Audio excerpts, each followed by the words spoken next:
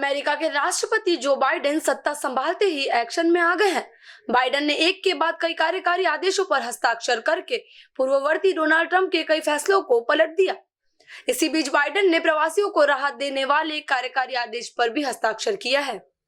इस आदेश में 1.1 करोड़ ऐसे प्रवासियों को फायदा होगा जिनके पास कोई कानूनी दस्तावेज नहीं है।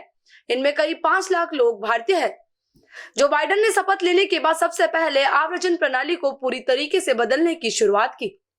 उन्होंने अपने आदेशों के तहत कई ऐसे दस्तावेजों पर हस्ताक्षर किए जो ट्रंप की विवादास्पद आव्रजन नीतियों को बदलने वाले हैं। जो बाइडेन ने अमेरिकी कांग्रेस से अनुरोध किया कि वह 1.1 करोड़ अवैध प्रवासियों को स्थायी दर्जा और उन्हें नागरिकता का रास्ता तय करने के लिए कानून बनाए। एक अनुमान के मुताबिक इसमें करीब 5 लाख भारतीय मूल के हैं जिनके पास कानूनी दस्तावेज नहीं है। 21 जनवरी के दिन कई अहम घटनाएं इतिहास में दर्ज है। भारत के इतिहास में आज का दिन इसीलिए भी बड़ा है क्योंकि आज ही के दिन 1972 में 3 नए राज्यों को दर्जा प्राप्त हुआ था। पुनर्गठन अधिनियम 1971 के तहत मणिपुर, मेघालय और त्रिपुरा को 21 जनवरी 1972 को अलग राज्य का दर्जा दे दिया गया था। इस मौके पर राष्ट्रपति सहित प्रधानमंत्री नरेंद्र मोदी ने भी तीनों राज्यों के लोगों को बधाई दी है। राष्ट्रपति रामनाथ कोविंद ने कहा, राज्य दिवस पर मणिपुर, मेघालय और त्रिपुरा के अद्भुत लोगों को बधाई।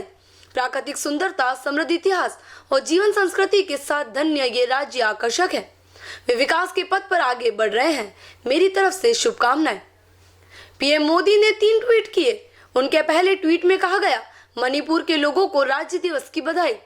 भारत को मणिपुर के राष्ट्रीय विकास में योगदान पर गर्व है। मणिपुर नवाचार और खेल प्रतिभा का एक पावर हाउस है।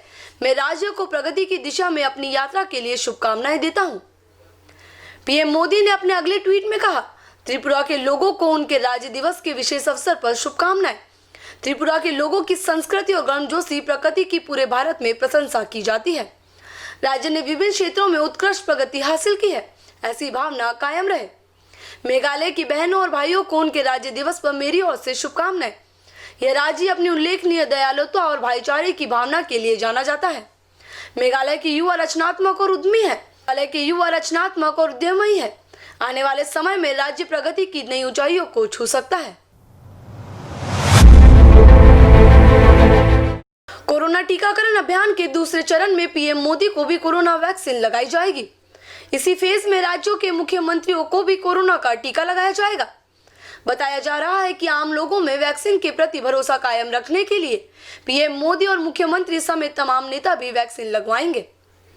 दरअसल कोरोना टीकाकरण अभियान के दूसरे चरण में उन सभी लोगों को वैक्सीन लगाने की योजना है जिनकी उम्र 50 साल से ऊपर है।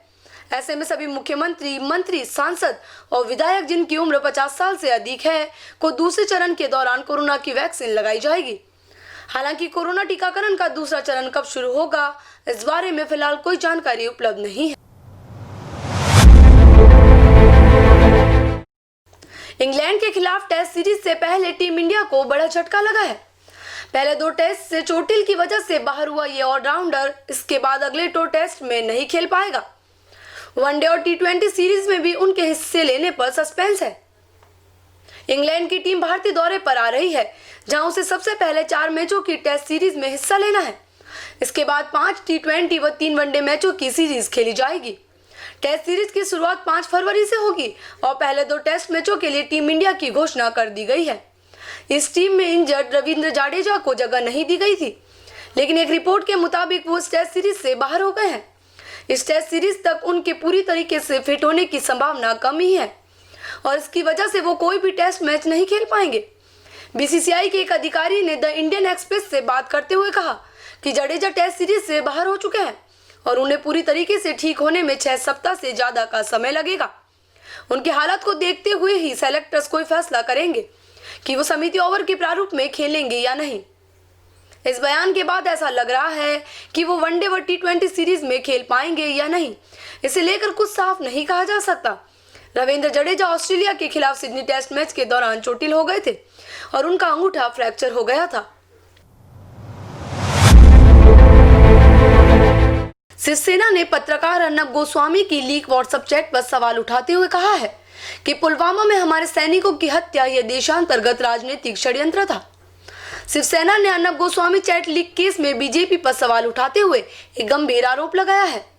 शिवसेना ने सामना में बड़ा आरोप लगाते हुए लिखा है कि एक तो पुलवामा में हमारे सैनिकों की हत्या यह देशांतर्गत राजनीतिक षड्यंत्र था। लोकसभा चुनाव जीतने के लिए इन 40 जवानों का खून बहाया गया। ऐसे आरोप उस समय भी लगे थे। अब अर्नब गोस्वामी की जो व्हाट्सएप चैट बाहर आई है वह उन आरोपों को बल देने वाली ही है। शिवसेना ने कहा कि राष्ट्रीय सुरक्षा से संबंधित अनेक गोपनीय बातें गोस्वामी ने सार्वजनिक कर दी। इस पर बीजेपी तांडव क्यों नहीं करती? चीन ने लद्दाख में घुसकर हिंदुस्तानी जमीन पर कब्जा कर लिया। चीन पीछे हटने को तैयार नहीं। इस पर तांडव क्यों नहीं होता? गोस्वामी को गोपनीय जानकारी देकर राष्ट्रीय सुरक्षा की धज्जियां उड़ाने वाले असल में कौन थे? जरा पता चलने दो।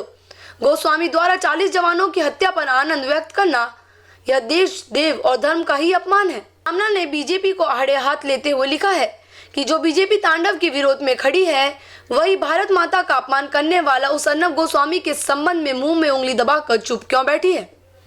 हिंदुस्तानी सैनिकों का व उनकी शहादत का अपमान जितना गोस्वामी ने किया है उतना अपमान पाकिस्तानियों ने भी नहीं किया होगा।